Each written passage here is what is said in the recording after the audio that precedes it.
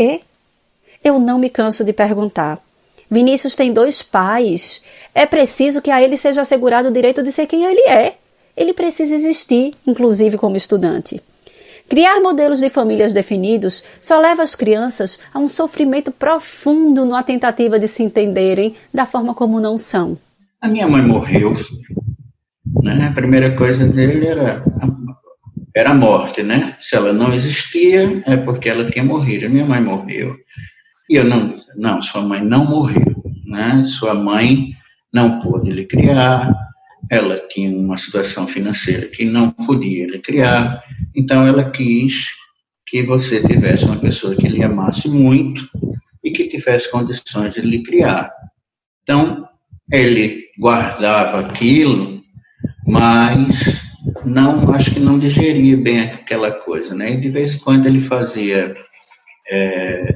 se a gente for procurar minha mãe e você ajudar ela, né? Por que você não ajuda ela se ela não tem condições, né? Então, eu dizia, mas é porque eu não conheço a sua mãe tem a vida dela, né? Aí ele imaginava assim, não, se ela não tem, deve ser uma pessoa dessas que a gente vê na rua pedindo esmola, porque a fantasia, né, que ele fazia era essa, né? Ela não tinha condições de me criar, a gente saía, me lembro muito de uma vez a gente saindo ali no shopping Recife, que concentra muito ali naquela saída, muitas crianças pedindo no sinal dele, então tem umas mães que ficam sentadas assim na beira ali do canal e as crianças ficam rodando entre os carros, né? E eu me lembro ele pequenininho na cadeira, ele olhou assim e fez, será que minha mãe é uma dessas pessoas aí, né? E isso assim, isso doía muito, né? Uma coisa assim que você fazia, não é, sua mãe não vive na rua. Então eu tentava dizer assim, que ela tinha uma condição melhor do que aquela, né? Mas que não tinha condições de criar ele naquele momento, não só financeira, mas também psicológica, tal. E isso, aí eu conversava muito com Sandra, a psicóloga, né? E ela me ajudava muito nisso, né? Mas ela sempre dizia que a gente vai ter um momento em que ele vai querer conhecer essa mãe. Eu acho que você tem que estar muito preparado para isso, porque vai ter um momento que ele vai querer conhecer, né? Ele vai procurar, ele vai querer que você diga, e hoje com internet, com rede social, com tudo, é a coisa mais fácil do mundo de encontrar. Tal. E o que é que você pensa? Eu digo, Sandra, eu realmente, quando chegar esse momento, que ele quiser, que eu achar que ele está pronto para isso, eu vou procurá-la, vou ver se ela também quer, porque tem outro lado, né? A gente fala muito e não sabe o outro lado da pessoa. É triste saber que estamos numa sociedade que aceita que se tramite no Congresso Nacional um estatuto que chama de família apenas a instituição formada por um homem e uma mulher que vivem a conjugalidade. Eu tenho poucas esperanças de profundas transformações sociais sem que essas transformações comecem na e pela escola. A esse respeito, Belinda Mandebal chama a atenção ao discutir sobre o papel da escola e da sociedade na formação da identidade das crianças. Por exemplo, o Dia dos Pais? Por quê? O Dia das Mães? Por quê? Como lidar com isso? Qual é o lugar dessas festividades no respeito às diversidades familiares? Eu acho que na medida em que uma atividade na escola, né, constrange uma criança que seja, né, eu acho que a atividade deveria ser repensada, né? E, de fato, né, se ela produz sofrimento numa criança, né, eu acho que seria interessante a escola repensar. E eu acho que, sem dúvida, né, pensar em Dia da Família é uma proposta mais ampla, né, mais aberta, que, de alguma maneira, está mais aberta, né, comunica para as famílias que está mais aberta à diversidade, né? Porque é evidente que essa criança tem uma família, né, e de alguma forma a escola, ao nomear assim, de alguma maneira está aberta ou acolhendo a família que a criança vai trazer, da qual ela é parte, né? Então, nesse sentido, eu acho que me parece bem mais interessante, mais acolhedor, né, dessa diversidade. E eu acho que, sem dúvida, a sociedade brasileira deve fazer todos os esforços no sentido de cuidar, né, de proteger, de acolher, de todas as nossas famílias, né? Eu digo isso até porque nós temos visto, por exemplo, inclusive projetos de lei, né, no Congresso Nacional, que ameaçam deixar de fora uma parte significativa das famílias brasileiras, não reconhecendo, né, uma parte significativa e, portanto, deixando fora da proteção social, da assistência, da saúde, não é? Uma boa parte dessas famílias. Isso não pode acontecer, né? Então, isso vai se dar tanto num nível maior, né, no nível do legislativo, do poder legislativo, né?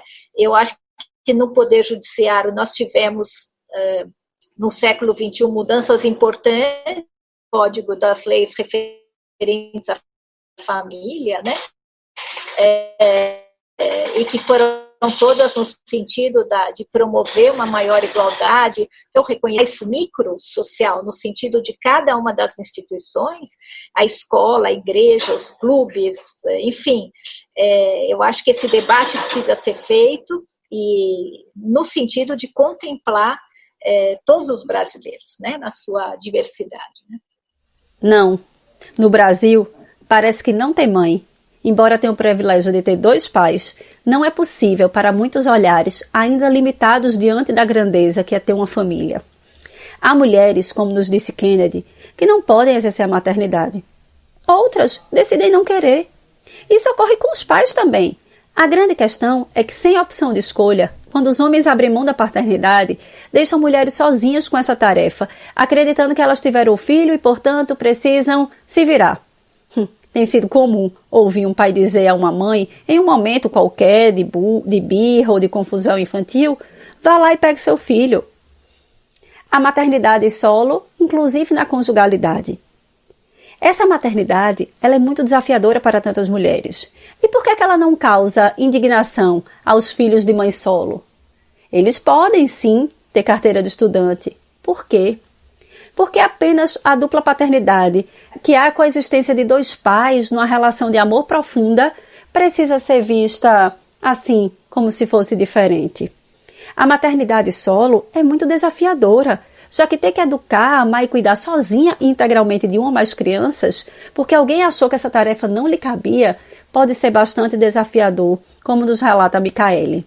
É muito difícil, assim, porque além da carga que a gente tem, né, de trabalho, de cuidados, de responsabilidade que é dobrada, né, tem toda essa carga também emocional, essa carga que mexe com o psicológico, né, essa carga mental, é tudo junto, né, não é, como eu falei, é só essa responsabilidade do cuidar, né, a gente acaba se responsabilizando muito também pelo afetivo e emocional das crianças, porque você tem que estar ali no equilíbrio, né, para que a gente consiga manter também as crianças bem nesse contexto, né?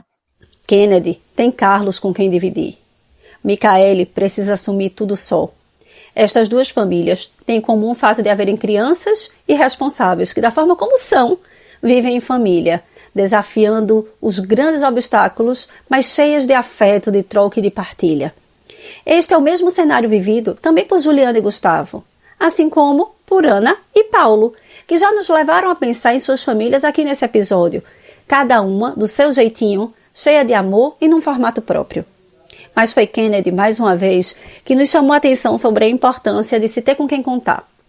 Ele nos relatou, em seu emocionante e belo relato, que quando Vinícius fez 6 anos, eles deram um irmão a ele, adotando mais uma criança, Francisco. A história dessa família, composta por Carlos, Kennedy, Vinícius e Francisco, foi de uma grande alegria, até que... Apesar de ele ter feito todos os exames, quando nasceu, tudo, acompanhamento de pediatra e tal, nunca foi detectado nada. Ele era um menino extremamente saudável, grande. E, para nossa surpresa, ele teve uma morte súbita. Ele teve uma morte no berço, dormindo, né, e foi uma coisa que desestabilizou a gente de uma maneira impressionante. Né? Foi o nosso pior momento, né, das nossas vidas, da nossa relação, porque eu entrei numa depressão profunda. Carlos foi muito, muito mais forte do que eu. Muito, ele segurou tudo, ele deu conta, assim, foi quando ele estabeleceu uma ligação assim muito grande com o Vinícius, porque eu deixei tudo pro lado. Eu realmente, eu cheguei a ponto assim de não quero mais nada. Bem, eu tô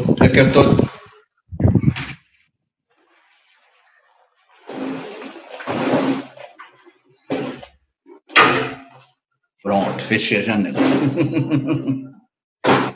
Então, nesse momento, ele criou um vínculo maior com o Vinícius, porque eu realmente eu pirei. Né? Vinícius estava com 6 anos. Com 6 anos, e assim, por isso que eu digo que foi muito importante Sandra, né, psicóloga, que ela esteve ao lado assim, o tempo inteiro, e Carlos, que segurou a barra da minha ausência, porque eu fiquei ausente.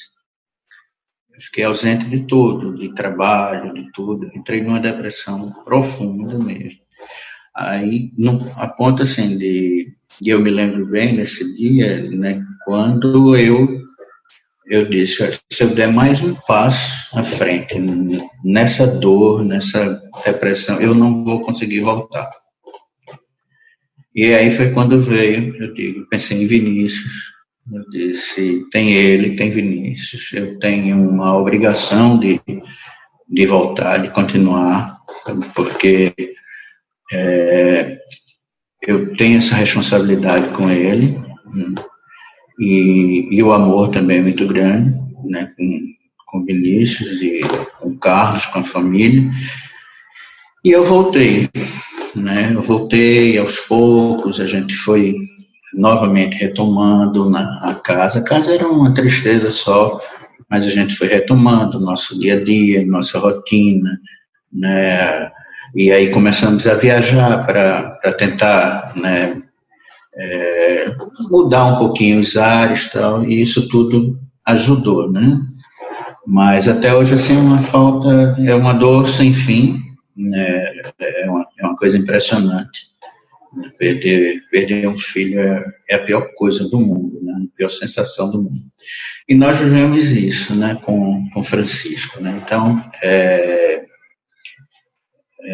a nossa vida, assim, a gente foi muito ligado, até por conta disso, as dores também, né? Eu acho que a gente é ligado pelo amor e pela dor. A dor também forma um elo muito forte, né, de família. E nesse momento, assim, foi quando eu voltei, foi que a gente se juntou mais, né, os três, a família. Bem, eu nunca passei pelo que Kennedy passou, mas consigo sentir a sua dor e imaginar o tamanho da tristeza e vazio que ele viveu com a perda de um filho. A morte súbita, razão do falecimento de Francisco, de acordo com a Sociedade Brasileira de Pediatria, é a causa de morte mais prevalente entre crianças menores de 1 ano. Todas as famílias enlutadas pela perda precoce de um filho, independentemente do formato que possui, compartilham uma dor profunda, intensa. Eu me pergunto sempre como continuar seguindo vendo um filho partir. Kennedy nos disse que também pensou isso por várias vezes e a tristeza profunda o dominou. Mas foi em família e pela família que ele conseguiu seguir em frente depois da tragédia. Pois é, família é amor que nos faz conseguir, se não superar a dor, a lidar com ela, seguindo em frente. O que nossos relatos, a partir dos nossos entrevistados, nos revelam nesse episódio é que, diferentemente do que se pensa no senso comum, família não é tudo igual. Famílias são organizações bastante heterogêneas que nos permitem, no seio da diversidade, aprendermos que diferentes somos todos e, portanto, somos iguais.